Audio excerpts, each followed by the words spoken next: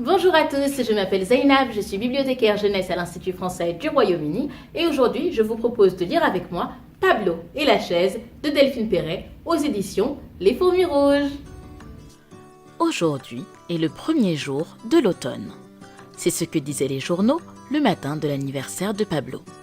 Ils ne parlaient pas de la petite croûte sur le genou de Pablo qu'il s'était faite en tombant dans les graviers. Ils ne parlaient pas non plus de sa victoire au foot le jour d'avant, ni de son anniversaire. C'était pourtant l'événement le plus important de la journée. La petite croûte, un peu moins, puisqu'elle venait s'ajouter à celle du tibia, à celle du coude et de l'avant-bras, celle du menton, de la cheville et du poignet. Pablo était cascadeur, mais seulement certains jours. La plupart du temps, il était écolier, enfant, cousin, cosmonaute, cow-boy ou footballeur. Ce jour-là était un jour sans école. Et Pablo, après avoir soufflé les bougies d'un gâteau qu'on continuerait de manger toute la semaine, reçut un paquet bien emballé. Il déchira les papiers sous les yeux humides de sa grand-mère. Une chaise! Eh oui, une chaise! Qui avait déjà reçu une chaise pour son anniversaire? Qui pouvait avoir l'idée d'un tel cadeau? Pourquoi offrirait-on une chaise à un anniversaire? Pour te tenir tranquille un peu. Pablo était tellement estomaqué qu'il ne vit même pas qui avait dit cette petite phrase piquante. Alors, il prit la chaise et s'enferma dans sa chambre fâché. Il la regarda d'un air mauvais, lui tira la langue et gratta un peu la paille du bout du pied pour voir. Au bout d'une heure, il se balançait. 2 heures plus tard, il tenait en équilibre sur les mains. Et à la fin de la journée, il était funambule de dossier de chaise. Après quelques jours, on le vit sortir de sa chambre avec la chaise sur le dos. Il traversa le salon, ouvrit la porte d'entrée et se retourna pour faire un large coucou de la main. Ensuite, il prit la route, à grands pas. La terre de la route se glissa dans ses chaussettes. Il traversa une ville, s'arrêta dans la suivante et partit 2 jours plus tard pour une autre. Il alla ainsi au bout du pays. Et là, sur une jolie terrasse de café qui attendait encore qu'on lui installe ses tables, il se mit à faire un numéro d'équilibriste. Un passant, puis 2, puis 10 s'arrêtèrent pour le regarder.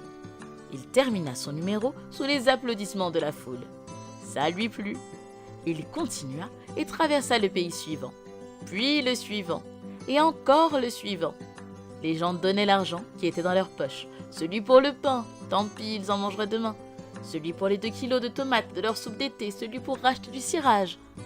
Les salles de spectacle bientôt le demandèrent. On mit des affiches à son nom, annonçant sa tournée. On se battait pour avoir des places et s'en mettre plein les mirettes. On voulait les sièges devant bien placés, au premier rang, si près qu'on pouvait compter ses sourcils. Tout le monde l'attendait avec impatience, partout. Il s'offrit un beau costume de scène. Il faisait partie des meilleurs numéros, des plus célèbres festivals, des plus prestigieux spectacles. Il traversa des villes immenses où personne ne dort jamais, côtoya des lions savants et des pianistes célèbres, prit le petit déjeuner avec un tsar, monta dans une montgolfière, se baigna dans un fleuve de Laponie et reçut des applaudissements interminables dans les plus beaux théâtres du monde. Il prenait un thé le matin, avec quelques tartines de pain. Il était resté simple et profitait de chaque moment. Malgré les hôtels chics, le strass et les paillettes, il reconnaissait encore le bruit d'une libellule qui passe et le petit air tiède qui vous caresse les cheveux le soir au balcon. Et puis un jour, il remit sa chaise sur son dos, quitta sa chambre d'hôtel, traversa la réception, ouvrit la porte et prit la route à grands pas. Il marcha longtemps, en souriant au passage des villes qu'il avait traversées quelques années plus tôt. Il gravit, descendit, chemina, s'arrêta un peu, continua, ne fit jamais demi-tour. La route glissa un peu de terre dans ses chaussettes.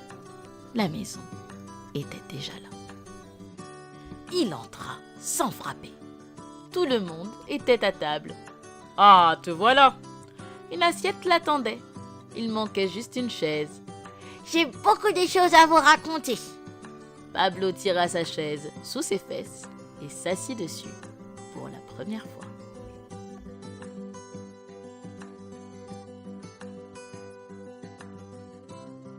C'est déjà terminé. J'espère que cette histoire vous aura plu et vous dis à très bientôt pour une autre histoire du Story Lab.